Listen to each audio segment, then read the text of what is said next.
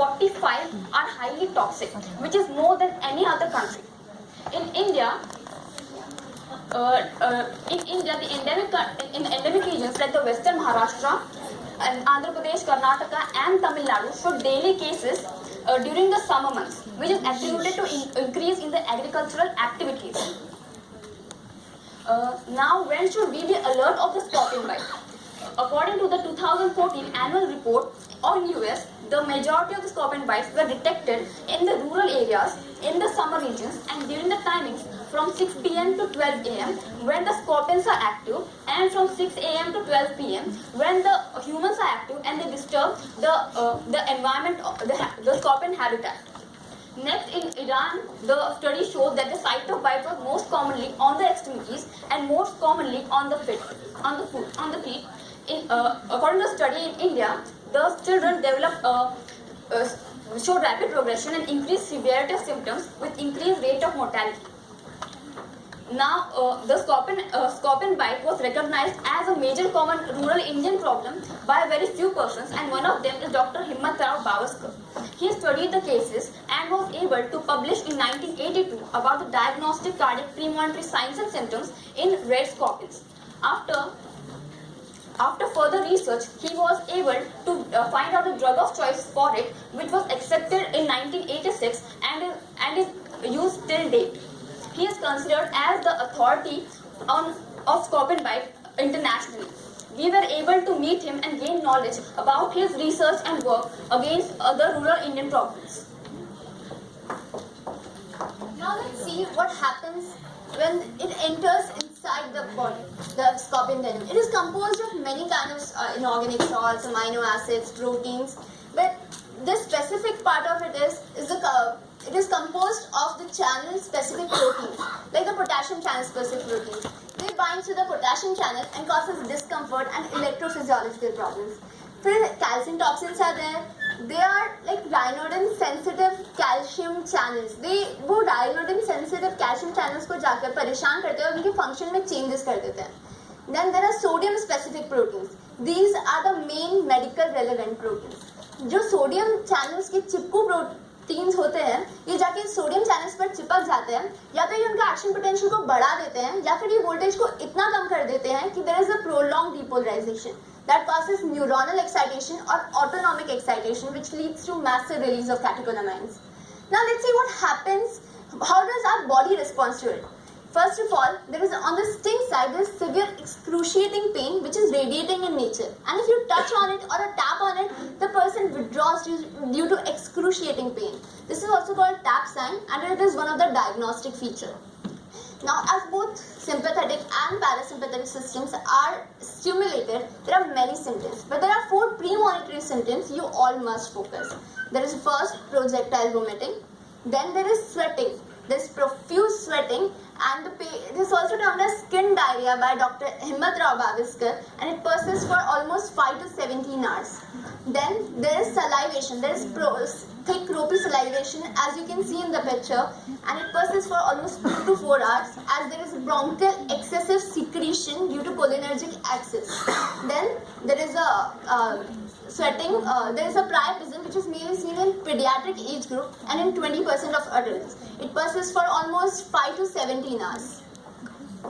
Now, talking about the systemic manifestations, the most common system involved is the cardiovascular system. It is divided into vascular phase and myocardial phase. Due to a release of catecholamines, massive release, there is vasoconstriction, which leads to increase in left ventricular afterload. The major hallmark feature here is hypertension associated with cold extremities and mydriasis. It occurs 30 minutes to 8 hours after sting. The patient appears with headache, chest discomfort and suffocation. The children may show exophthalmos, puffy face, unconsciousness and convulsions. Later, there is left ventricular emptying is impeded and left ventricular filling pressure is increased, which leads to the next phase, myocardial phase, and there is myocardial stunning, which later there is a decrease in cardiac output, which leads to hypotension. Now, this hypotension is delayed and long lasting. Initial hypotension can be developed due to hypovolemia due to the previously mentioned symptoms like sweating, salivation and vomiting. Now the ECG. The ECG is a diagnostic test in the rural settings as it is easily available. It shows dentate T waves which are diagnostic and it has Ashoka wave appearance as termed by the Dr. Bavaskar, indicating acute injury. The myocardial shunting leads to death due to development of the hypovolemic shock. The other major causes of death here are pulmonary edema. The pulmonary edema can be cardiogenic due to left ventricular failure and non-cardiogenic due to development of ARDS. The pulmonary edema develops after 36 hours after sting. Now let's talk about the two major causes of envenomation in India, that is the snake and the scorpions. The mechanism of toxicity in a snake bite are mainly due to local effects, hemotoxicity, neurotoxicity and various other systemic effects. There are maximum similarities found between the scorpions and the common kraits. These are a few similarities. Both are nocturnal creatures and come out at night in search of their prey, and maximum numbers of bites occurs then. The local inflammation and pain is minimal, and hence the patients do not realize that they have been bitten. The common presentations in both are tachycardia, hypertension, excessive salivation and sweating. These are the differentiating points between them. The most prominent and the presenting symptom in a scorpion bite is priapism, whereas it is ptosis in case of a snake bite. Antivenom effectiveness is debatable in case of a scorpion bite, whereas it is really effective in case of a krait bite.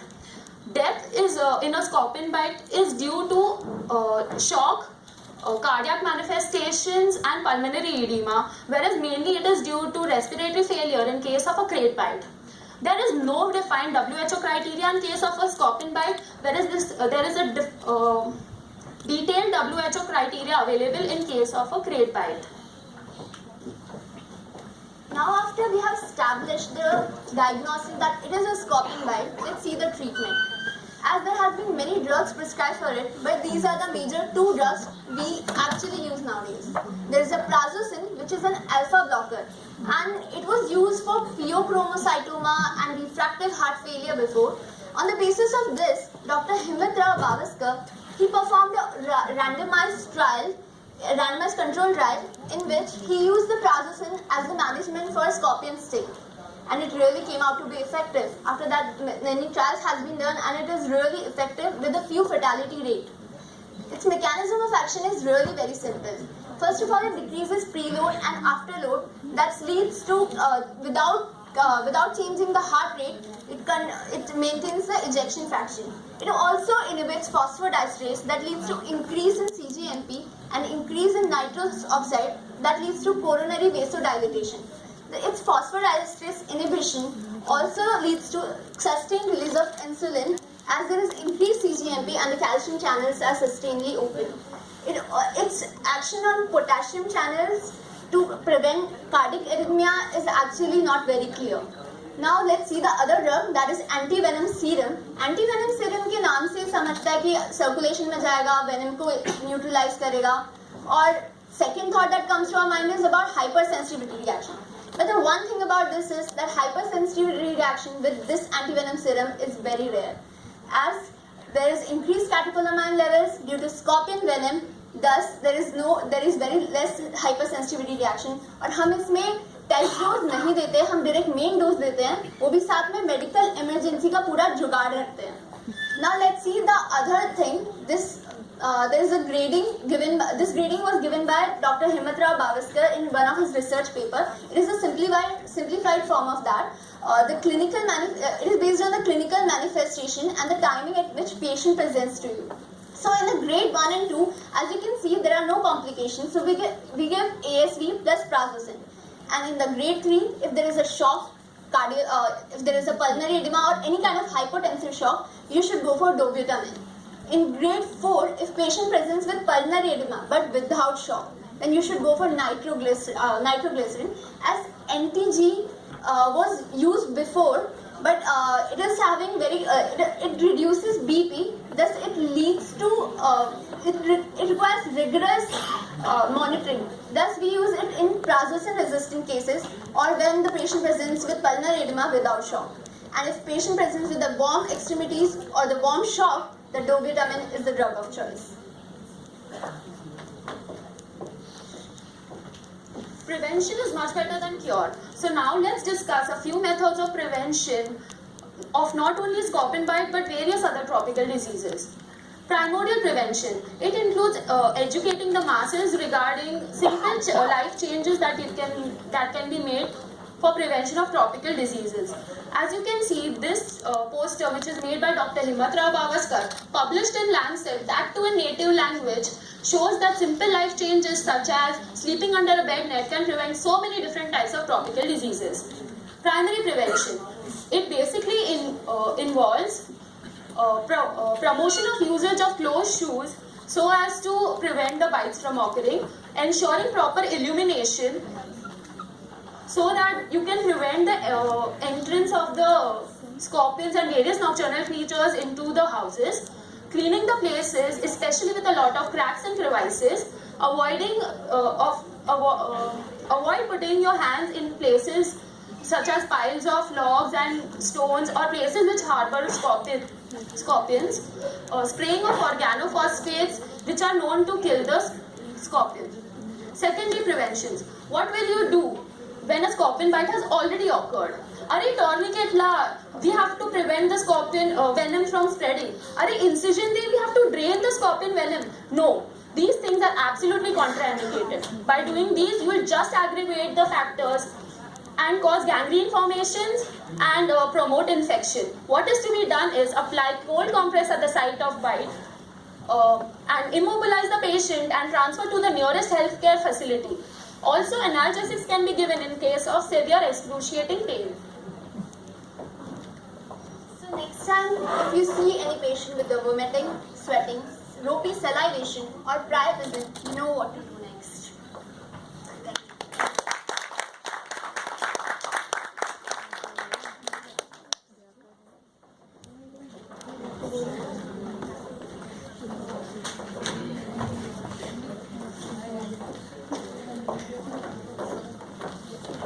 Okay, that's well done.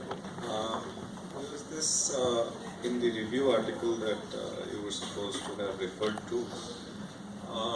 It was brought out very pointedly that in different parts of the world, including different parts of India, scorpion bites have differing manifestations. Why is that? Sir, mainly because the types of species differ from places to places. What's the difference between the type of species Every that type of causes? species has its own kind of scorpion venom composition. So the venom composition has not been ruled out like till now. There's not much research. We don't know the exact composition, Yes. and because of the heterogeneity of the composition of scorpion venom, Yes. manifestations. That are is different. one of the lacunae, that there are very few trials and research is done in these fields because the clinical manifestations, people don't look into it a lot. Okay. Any other areas of uncertainties apart from this? So, The type of venom? Many of the cases are not even reported, so there is not much, even the protocol is not given because of the lack of trials. Even the ASVICA thing, there are only 4 trials supporting it, with only a few number of cases. So even the cardiac test books don't mention it. So that's a lacuna. So the management part still requires more research more into research. it. The We are individual still- venoms, yes. We are still using the drug that was used 20 years ago, and no new drug has come up because there are very less people who want to try out new trials, and like no trials are not supported.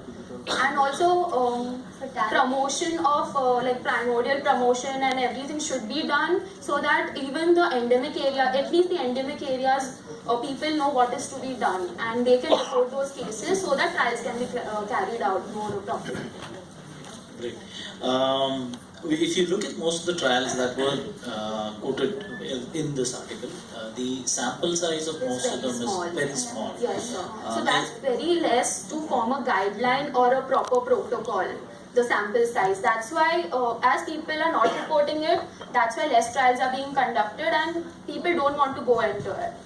We think they mainly report to tantric for that. Yeah, tantrics, or they don't care. They're like, इतना छोटा सा है अभी इसका क्या होगा? So that's the main lookout, like what people think. There's a concept called power of a study. How is power of a study related to its sample size? So the more the sample size, the more the information you can get about it, and the more you can prove that this what I am proving is correct. So that clearly shows that the more the sample size, the more power I get. The more the sample size, the less likely you are to miss cases. Okay, so that the greater the sample size, greater the power of the study. Very good. All the best. Thank you.